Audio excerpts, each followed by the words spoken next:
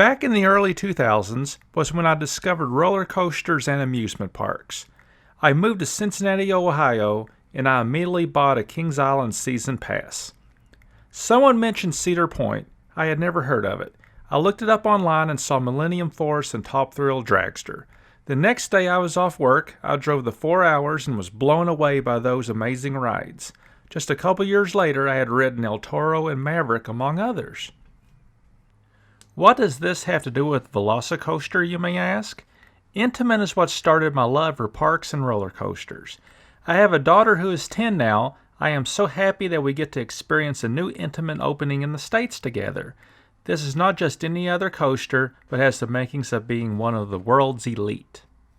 The Blitz model has been arguably Intamin's flagship model, starting out with Maverick at Cedar Point, the crowd-favorite Cheetah Hunt at Busch Gardens, Tampa Bay, and the world-renowned Taron at Germany's Phantasialand, along with other highly acclaimed Blitz models in Europe and Asia. What makes an Intamin Blitz so great? For the most part, they are forceful, has multiple launches, airtime, usually have inversions, quick transitions, and provides a great ride experience. In recent years, they have changed their restraints to more of a mock lap bar like found on Copperhead Strike at Carowinds. I hear no complaints about their new restraint system. For a lot of enthusiasts, Maverick at Cedar Point is ranked high on their list. Cheetah Hunt is a GP favorite as well as a solid ride. Those rides are 13 and 9 years old respectively. It's true Intamin has only made a couple family coasters in the States since 2012, but they have continued to innovate and have perfected their craft. Intamin is taking everything learned from those rides of the past to most recent like Taron at Phantasialand and Taiga in Finland, to name a few. They look absolutely amazing. Pantheon at Busch Gardens Williamsburg looks to be nuts. We were so excited to ride it this past summer, but COVID derailed those plans. We knew Universal was gifting us another Intamin at Islands of Adventure, a follow-up to the awesome family coaster Hagrids. Plans were leaked which showed a path of the ride showing it going over the water and whatnot, but is very vague.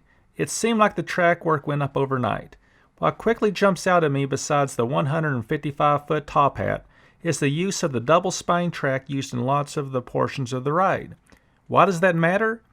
The coasters Intamin has used this track design on are rides like Intimidator 305 and Skyrush. They are very intense rides. For the most part, Intamin has used their traditional track design on their Blitz models. Pantheon used the new track with a single spine, but the VelociCoaster will be the first MultiLaunch to use the track design for higher forces. First I thought it could be due to hurricane winds, but with Orlando being central, it is more likely used since the ride is going to be more intense at times. While the first part of the ride is more of your typical layout of recent years, with a mild launch to get you up to speed into an Immelman followed by a dive loop. You also have some bank turns and quick transitions and some small pops of air. You're also going to have a pre-show and great theming that only Universal or Disney can deliver due to having big pockets. From the POV, this first half looks good, but it's kind of underwhelming honestly. We still need to ride it though. You then enter the second launch, and this is where all hell will break loose. It goes from a thrill ride to extreme in 2.4 seconds. You twist into a 155-foot top hat. At the top, what looked to be originally as brake fins is actually another set of LSMs. Some people say it's there to give a boost if needed, but correct me if I'm wrong. I also thought LSMs could help slow a train back in course of a rollback. Rides like Hagrids does utilize retractable brake fins to slow the train down if a train rolls back on those launches, so who really knows? The train drops at 80 degrees in what looks like at least a 150-foot drop and rises up into a wild 100-foot upside-down stall. The GP will freak out with just lap bars. With the longer 24-passenger trains compared to the usual 12 to 16-passenger trains, this element will provide airtime as you enter the element and some hang time towards the end of the element depending on where you sit. This element will also be taken at what appears to be 65 miles per hour plus.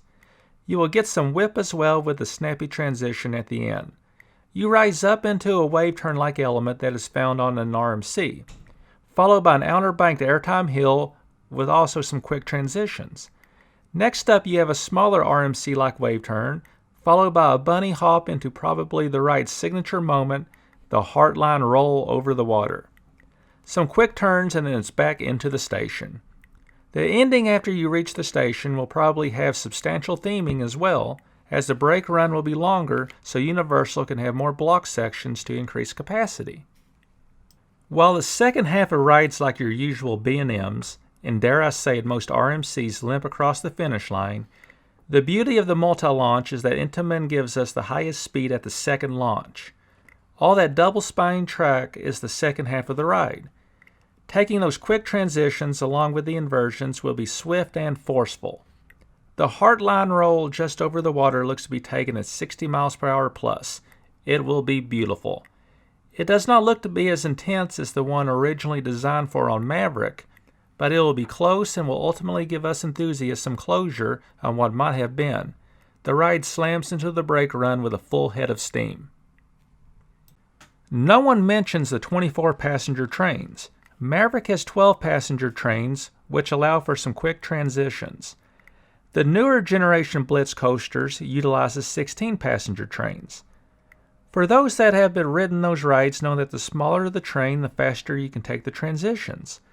Well, Intamin has always been known to push the boundaries, and we're going to be taking those twists and turns as quickly as those previous rides, but now with 2 more additional cars on the trains.